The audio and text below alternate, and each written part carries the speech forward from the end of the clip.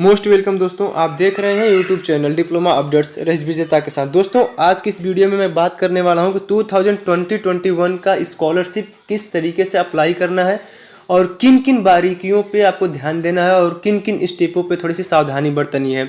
दोस्तों 2018 में मैंने अपनी फर्स्ट ईयर की स्कॉलरशिप अप्लाई की और उसमें मुझे मिला 15,000 रुपये। उसके बाद मैंने उसी स्कॉलरशिप को 2019 यानी 2019 में मैंने रिन्यूअल किया, फिर मिला मुझे 15,000। अब मैं इस बार भी उसी फॉर्म को रिन्यूअल कर रहा हूँ। उसी के साथ साथ तमाम सारे क्वेश्चन लोगों के मेरे पास आए थे, तो मैं उसी का निवारण के लिए इस वीडियो को कंप्लीट कर रहा हूँ। तो इस वीडियो को आप लोग स्किप मत करिएगा, एक एक स्टेप देखिएगा और मैं उम्मीद करूँगा कि आपको एक एक स्टेप समझ में आएंगे। दोस्तों सबसे पहले मैं अब बात करूंगा उन चीज़ों की जो कि आपको फॉर्म अप्लाई करने के बाद कॉलेज में किसी अधिकारी से या किसी संस्था के किसी भी अध्यापक से आपको चेकअप करानी है, चेक कराना है आपको फॉर्म में। उसमें क्या क्या चीज़ें चेक की जाती हैं और उस अध्यापक को या उस शैक्षणिक संस्था के व्यक्ति को क्या क्या चीज़ें वहाँ बारीकी से देखनी चाहिए। तो चलिए हम आप लोगों को PDF दिखाते हैं, उसमें क्या क्या चीज़ें अंकित हैं, उन सब सारी चीज़ों को सबसे पहले हम जान लेते हैं। दोस्तों स्कॉलरशिप सत्यापन में यानी उस फॉर्म को चेक करने के लिए संस्था में क्या क्या चीज़ें देखी जाती हैं, उन सब चीज़ों को मैं बारी बारी से यहाँ बात करता हूँ। सबसे पहले नंबर पे होना चाहिए आवेदक के माता पिता अभिभावक के आय प्रमाण पत्र की छाया प्रति निर्धारित प्रारूप पर, यानी आपको वहाँ पे इंटरनेट कॉपी भी देखी जा सकती है। अगर दूसरी स्टेप बात करूँ मैं दूसरी चीज़ देखी जाती है आवेदक की जाति पत्र की छाया प्रति निर्धारित प्रारूप मतलब इंटरनेट कॉपी भी देखी जा सकती है। तीसरी स्टेप होगी आपकी संस्था में जमा की गई शुल्क के प्रमाण स्वरूप रसीद की छाया प्रति। अनुसूचित जाति एवं जनजाति के लिए यह आवश्यक नहीं है। एक बार मैं फिर से रिपीट कर रहा हूँ, ध्यान दीजिएगा। तीसरी स्टेप क्या लिखी हुई है, संस्था में जमा की गई शुल्क के प्रमाण स्वरूप रसीद की छाया प्रति। उसके साथ साथ इसमें बताया गया है कि अनुसूचित जाति एवं जनजाति के लिए आवश्यक नहीं। काफ़ी बच्चों को यहाँ भी समस्या आएगी कि उनको आय जात निवास में इंटरनेट काफ़ी वो निकालेंगे कहाँ से, किसी साइबर कैफ से जाएंगे तो थोड़ी बहुत पैसे लग सकते हैं। लेकिन अगर वो एंड्रॉयड फ़ोन चलाते हैं, अगर अपने फ़ोन से उस इंटरनेट कॉपी को डाउनलोड करना चाहते हैं, देखना चाहते हैं, तो आप कमेंट सेक्शन में हमें लिखिएगा। हम आप लोगों को एक छोटी सी वीडियो दे देंगे जिसमें ये बताया गया होगा कि आपको अपने एंड्रॉयड फ़ोन से इंटरनेट कॉपी कैसे निकालनी है, कैसे डाउनलोड करनी है। दोस्तों आगे मैं बात करता हूँ चौथे स्टेप की। चौथे स्टेप में ये बताया गया है यदि दो कक्षाओं के बीच गैप हो तद आवश्यक स्वप्रमाणित शपथ पत्र, यानी आपको गैप सर्टिफिकेट भी बनवा के कचहरी से नोटरी करा के उसे लगानी पड़ेगी। यदि मैं पाँचवें स्टेप की बात करूँ तो पाँचवें स्टेप में यहाँ ये बताया गया यदि छात्र हॉस्टल में आवासित हो तो हॉस्टल द्वारा प्रदान की गई शुल्क की रसीद प्रमाण पत्र की प्रति।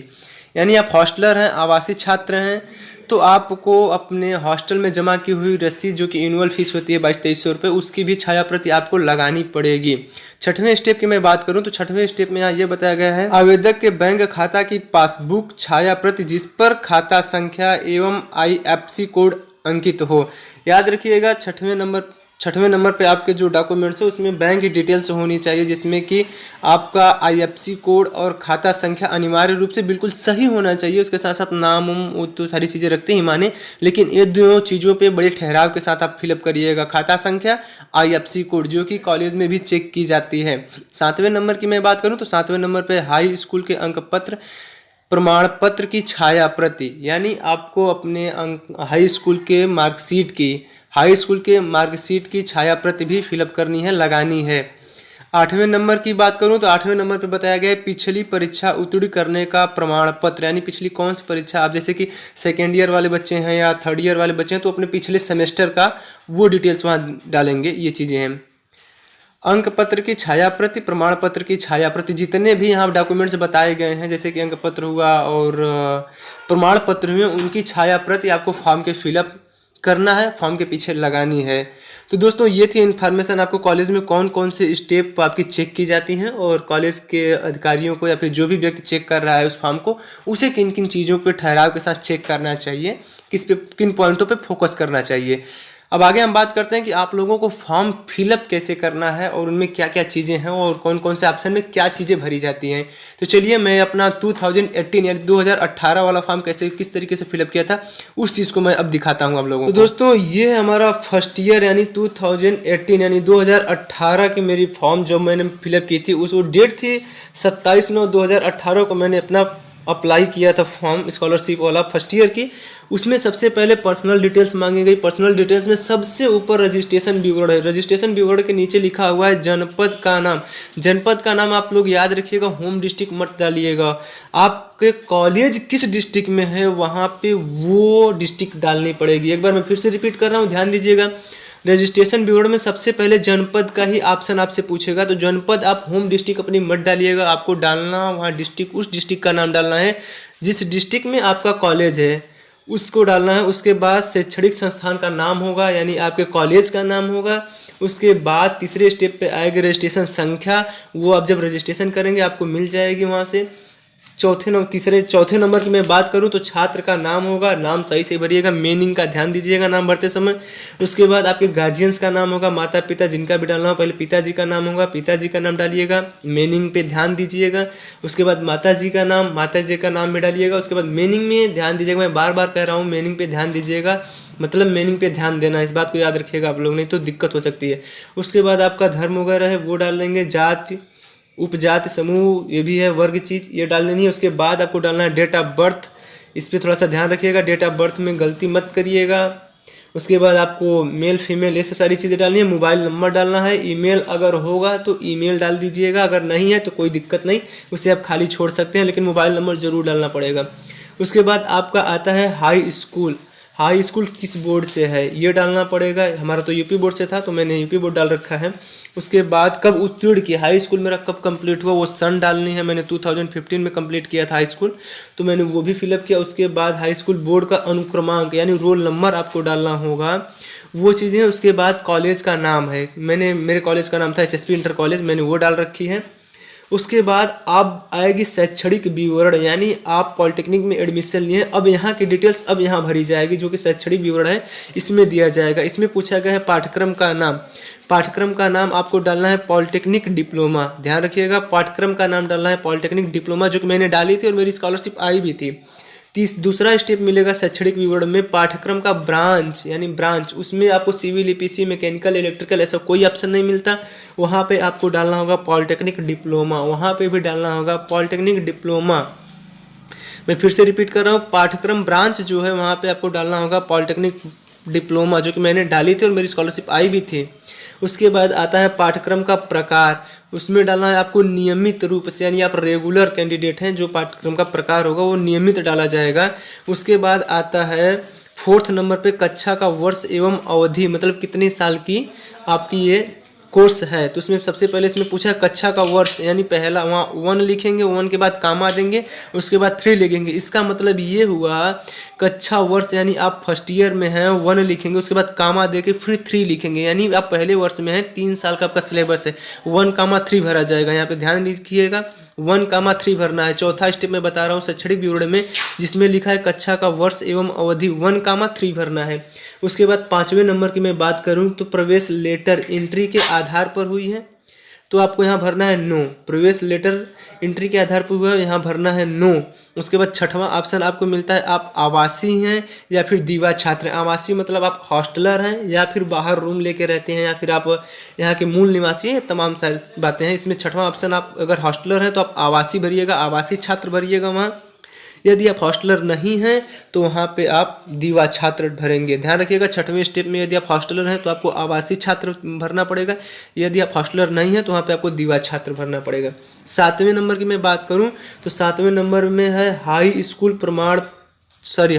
प्राप्तांक, यानी आप हाई स्कूल में कितने नंबर हासिल किए थे, कितने नंबर गेन किए थे, तो वो डालना है 7वें नंबर पे। 8वें नंबर पे आपको देना है हाई स्कूल का पूर्णांक, आपके हाई स्कूल में टोटल मार्क्स कितने थे, आपको भरना है वहाँ चीज़ें। उसके बाद 9 नंबर की मैं बात करूँ तो 9वें नंबर पे है पाठ्यक्रम के प्रथम वर्ष में प्रवेश तिथि, यानी आप डिप्लोमा में कब एडमिशन लिए हैं वो डेट डालनी है। और वो डेट आपको मिलेगी कहाँ से, वो डेट आप कहाँ से निर्धारित करेंगे कि हमें कौन सी डेट डालनी है। तो चलिए मैं वो भी आप लोगों को डेट दिखाई देता हूँ और ले चलता हूँ मैं आप लोगों को अपनी रसीद की ओर, जिस पे ये दिखाया गया है कि वो डेट कौन सी है जिस डेट में मेरी एडमिशन हुई है। तो चलिए मैं आप लोगों को अपनी रसीद दिखाता हूँ। तो दोस्तों ये है मेरी फीस रसीद, राजकीय पॉलिटेक्निक उरई जालौन, नाम है शिवपूजन यादव और सनाब Shivshankar Yadav, branch civil EPC प्रथम वर्ष। दोस्तों मैंने यहाँ देखिए यहाँ लिखा हुआ है 8210 रुपये का बैंक ड्राफ्ट संख्या इसमें डाली नहीं गई है, लेकिन दिनांक डाला गया है कि 7/7/18 को मैंने 8200 रुपये CBI बैंक ब्रांच एयर है जिसमें मैंने 8210 रुपये मैंने डाली और ये फीस हमारे संस्था के अकाउंट में गई होगी। उसके बाद मेरा एडमिशन यानी दाखिला किस डेट पे कंफर्म हुआ है, 9/7/18। सबसे ऊपर देखिएगा, मैं उस पर अभी थोड़ा सा जूम करके स्क्रॉल करके मार्क करके आप लोगों को दिखाता हूँ। 9/7/11 यानी मैंने 7/7/18 को मैंने पैसे जमा किए बैंक में और मेरी एडमिशन कंफर्म हुआ है। एडमिशन डेट मेरी मुझे मिली 9/7/18 को। याद रखिएगा, आपको यही ऊपर वाली ही डेट आपको फॉर्म में फिलअप करनी है, 9/7/18 वाली। कौन सी डेट फिलअप करनी है, 9/7/18 वाली। बैंक में जिस दिन आप पैसे जमा कर किए हैं वो डेट नहीं डालनी है, आपको डालनी वो डेट है जिस दिन कॉलेज में आपके पैसे आपके कॉलेज के अकाउंट में चला गया था और रसीद जिस डेट से कटी है आपकी वो वाली डेट डलेगी। यानी रसीद पे जो सबसे ऊपर डेट दी गई है वो वाली डेट आपकी होगी एडमिशन वाली डेट और वही आपको फॉर्म में हर जगह फिलअप करनी है।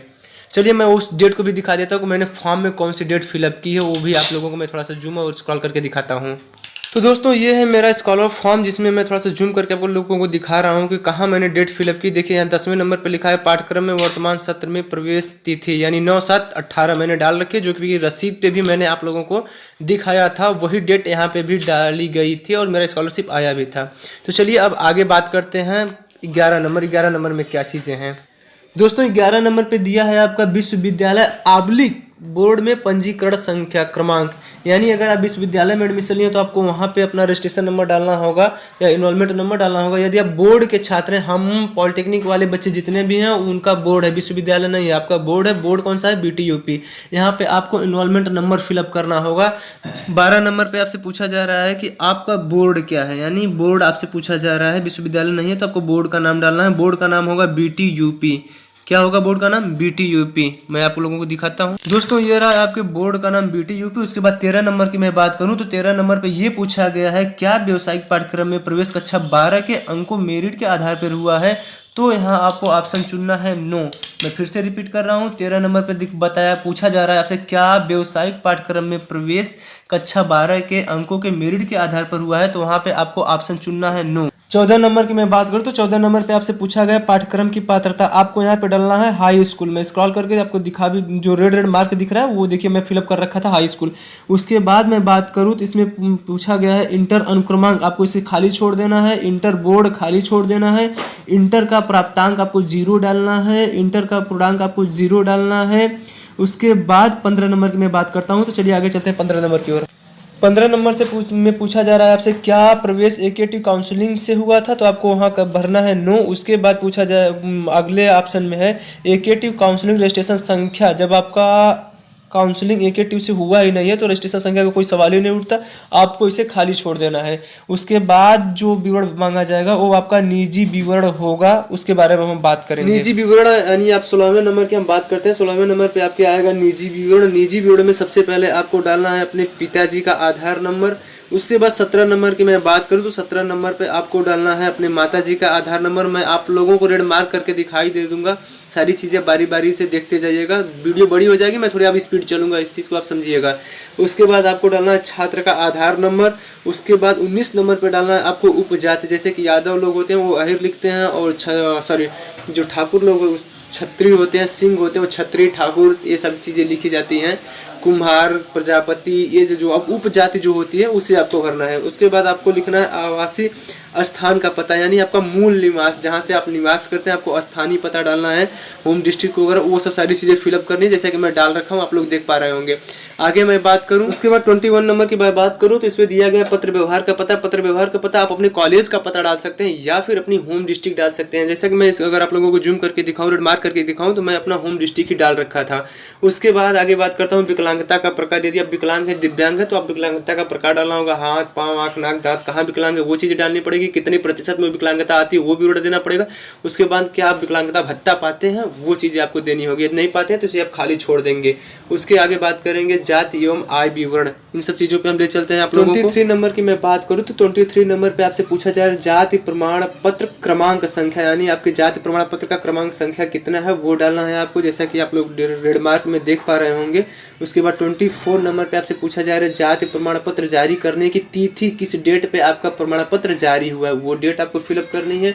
उसके बाद आपको डालना होगा 25 नंबर पे जाति प्रमाण पत्र आवेदन फॉर्म संख्या, यानी जाति प्रमाण पत्र बनने के लिए जब आप अप्लाई किए होंगे तो वहाँ से आपको एक रजिस्ट्रेशन नंबर मिलता है, वो होता है आपका फॉर्म नंबर, वो आपको फिलअप करना हो। आपके जाति प्रमाण पत्र पे ही लिखा होता है, आपको इधर उधर ढूंढने की जरूरत नहीं है, उसी पे मिल जाएगा वो चीज़। उसके बाद 26 नंबर की मैं बात करूँ तो 26 नंबर पे आपसे पूछा जा रहा है कि छात्र छात्रा के परिवार के सभी स्रोतों से आय वार्षिक रूप में आपको लिखना है, जो भी आपकी आय होगी वो आपको लिखना है। जैसे कि मेरा 45,000 था तो वो है।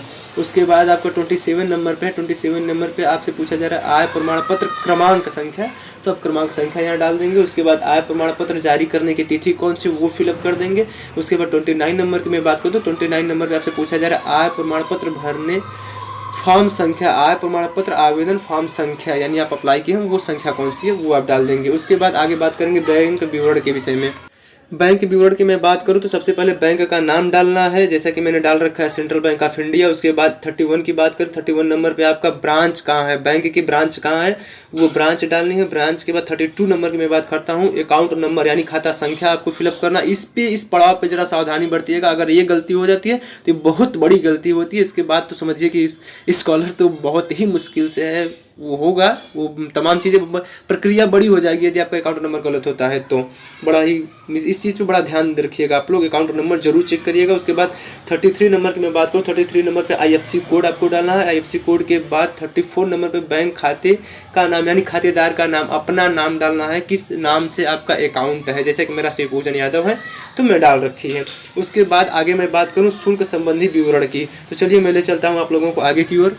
यदि मैं शुल्क संबंधी विवरण की बात करूं तो मैं 35 नंबर की बात करता हूं। 35 नंबर में पहले ऑप्शन में लिखा है अनुमोदित वार्षिक नॉन रिफंडेबल अनिवार्य शुल्क, जिसमें आपको भरना है 10,590 रुपये। उसके बाद 35 सेकेंड ऑप्शन है संस्था द्वारा लिए जाने वाले वार्षिक शुल्क की धनराशि, वहाँ पे आपको फिलअप करना है 8,000 रुपये। उसके बाद ये मेरी विवरण है, उसके बाद ये चीज़ें मैंने की थी वो मैं दिखा रहा हूँ। उसके बाद आपको 35 हो सकता है आप लोगों में थोड़ी बहुत फीसों में उतार चढ़ाव हुआ हो तो उस चीज़ों को आप अपने हिसाब से देख लीजिएगा, अपने संस्था के टीचरों से समझ बूझ लीजिएगा। उसके बाद 35 नंबर थर्ड ऑप्शन वार्षिक नॉन रिफंडेबल अनिवार्य शुल्क में छात्र द्वारा ऑनलाइन आवेदन के समय तक शिक्षण संस्थान में जमा किया गया शुल्क, ऑनलाइन आप कितना जमा किया तो मैंने भरा था यहाँ 10,590 रुपये। उसके बाद 35 नंबर फोर्थ ऑप्शन की बात करूँ तो इसमें पूछा गया है छात्र छात्रा द्वारा कॉलेज में जमा किए गए शुल्क की रसीद संख्या। हाँ, तो रसीद संख्या की मैं बात करूँ तो आपको ये रसीद संख्या डालनी कौन सी है, उसमें 2-3 नंबर दिया रहता है तो आप कंफ्यूज होंगे। तो मैं आपको अपनी रसीद संख्या दिखाता हूँ, वहाँ से कहाँ से मुझे मिली थी रसीद संख्या, वो रसीद संख्या आपको यहाँ फिलअप करनी होगी। तो चलिए मैं दिखाता हूँ आपको रसीद संख्या। तो दोस्तों ये है मेरी रसीद, इसमें सबसे ऊपर आप देखिए रेड मार्क में लिखा हुआ है 615 यानी 615 जो कि रेड सर्किल में भी है। तो ये थी मेरी रसीद संख्या। उसके बाद इसी में देख लीजिएगा रसीद की डेट, मैं स्क्रॉल करके रेड सर्किल में बनाया हूँ रसीद की डेट, वही आपको अगले 35 नंबर में रसीद की डेट भी डालनी होगी। वो 35 नंबर में यही ऑप्शन मिलेगा, मैं आपको आगे ले चल के दिखाता हूँ। देख लीजिएगा यहाँ पे आगे देखिए, यहाँ पे फॉर्म में अगर मैं बात करूँ तो फॉर्म में पूछा गया छात्र द्वारा जमा शुल्क की रसीद दिनांक यानी किस डेट पे आप फीस जमा किए हो। उसके बाद 35 के 6वें नंबर की बात करूँ तो इस पर लिखा गया अवशेष वार्षिक नॉन रिफंडेबल अनिवार्य शुल्क जो छात्र द्वारा जमा किया जाना शेष है, यानी जो SC ST वाले कैंडिडेट होते हैं उनके लिए वो 2-3 हज़ार रुपये लेके एडमिशन ले लेते हैं, लेकिन उनकी फीसें बाद में जमा की जाती हैं वो होती हैं, तो वो ऑप्शन उनके लिए हो सकता है वो, लेकिन मेरे लिए तो नहीं था, मैं तो एक ही किस्त में जमा किया था। तो ये थे। उसके बाद मैं आगे चलता हूँ। आगे इसमें पूछा गया गत वर्ष का विवरण यानी पिछले वर्ष का विवरण। इसमें पूछा गया गत वर्ष में प्राप्त छात्रवृत्ति की धनराशि, तो इसके बारे में आपको विवरण देना होगा, जिसमें पहला ऑप्शन दिया है क में दिया गया अनुरक्षण भत्ता, मैं 0 पाया था। उसके बाद शुल्क मुझे 0 थी। उसके बाद गत वर्ष का परीक्षाफल आपको यहाँ पास यानी मैं इंटर में पास था वो है। उसके बाद गत वर्ष की परीक्षा प्रणाली वार्षिक परीक्षा प्रणाली थी, सेमेस्टर वाइज तो होता नहीं इंटर में, वो चीज़ें पूछी गई हैं। उसके बाद गत वर्ष की अंक प्रणाली वार्षिक परीक्षा अंक प्रणाली देखिए मैं भर रखा हूँ, इन सब चीज़ों को आप देख लीजिएगा। उसके बाद 37 नंबर की बात करूँ तो गत वर्ष का पूर्णांक में यानी टोटल मार्क्स कितने थे आपके पिछले वर्ष के, जैसे इंटर वाले बच्चे होंगे वो इंटर वाले डालेंगे, जो हाई स्कूल से बच्चे एडमिशन लिए होंगे वो हाई स्कूल वाले डालेंगे वो चीज़। उसके बाद गत वर्ष का प्राप्तांक, आप कितने नंबर गेन किए हैं, कितने नंबर प्राप्त किए हैं वो डालना है।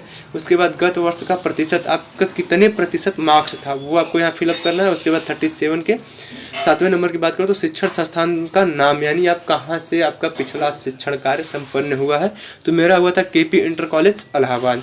तो दोस्तों ये थी सारी विवरण। उसके बाद तो ये थी इन्फॉर्मेशन आपको फॉर्म फिलअप करने की, जो कि मैं एक एक स्टेप आप लोगों को समझाने की कोशिश किया हूँ और उम्मीद करता हूँ कि मेरी मेहनत आप लोगों के लिए सार्थक सिद्ध होंगी। दोस्तों अगली वीडियो में मैं बात करूंगा कि आप लोगों को फॉर्म रिन्यूअल कैसे करना है, जो सेकेंड ईयर और फाइनल ईयर के बच्चे हैं उनमें क्या क्या चीज़ें चेंज होनी है, उन सब सारी चीज़ों में, क्योंकि वीडियो ऑलरेडी इतनी बड़ी हो चुकी है कि मैं इसमें और भी चीज़ें इंक्लूड नहीं कर सकता। दोस्तों इस वीडियो को लाइक करें या ना करें, चैनल को सब्सक्राइब करें या ना करें, लेकिन शेयर जरूर करना। हो सकता है आपके एक शेयर करने से आपके किसी दोस्त यार का होने वाली स्कॉलरशिप में गलती सुधर जाए, वो सतर्कता बरत सकता है। और एक डिप्लोमा कैंडिडेट के लिए 15,000 रुपये की वैल्यू क्या होती है उस चीज़ को मैं समझ सकता हूँ। आपके एक शेयर करने से अगर उसकी वो गलती सुधर जाएगी और उसका 15,000 रुपये डूबने से बच जाएगा, अगर स्कॉलरशिप आ जाती है तो बड़ी बात होगी उसके लिए। तो दोस्तों इस वीडियो में इतना ही। अगली वीडियो में मैं बात करूंगा जिन बच्चों का फॉर्म रिन्यूअल होना है, यानी जो सेकेंड ईयर और फाइनल ईयर में है, उनमें क्या क्या सावधानियां बरतनी पड़ेंगी और किन किन डिटेल्स में क्या चेंजमेंट है, क्या बदलना है, इन सब सारी चीज़ों की बात करेंगे। हाँ, किसी बच्चों को कोई दिक्कत आती है तो आप कमेंट सेक्शन में लिखिएगा, हम आपकी हर प्रॉब्लम सॉर्ट आउट करने की कोशिश करेंगे। अब दीजिए रईस विजेता को इजाज़त, जिंदगी रही तो फिर मिलेंगे। माई ग्रेट इंडिया, जय हिंद।